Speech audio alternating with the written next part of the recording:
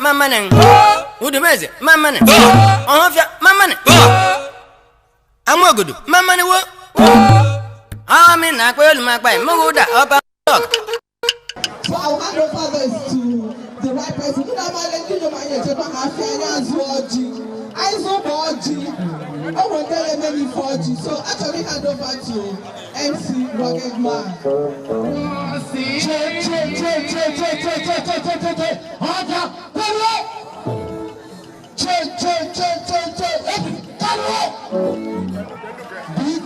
I said to one to go no.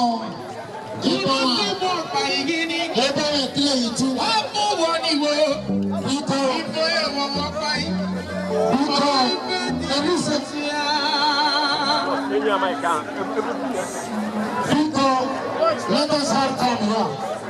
Please.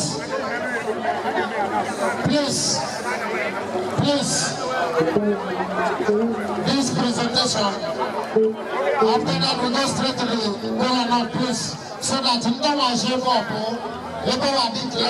let this presentation be done now. I am a gentleman.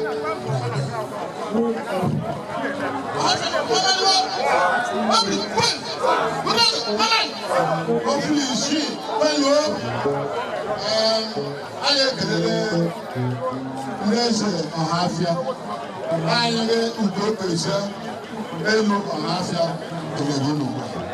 I can want to kind of one of Ohafia.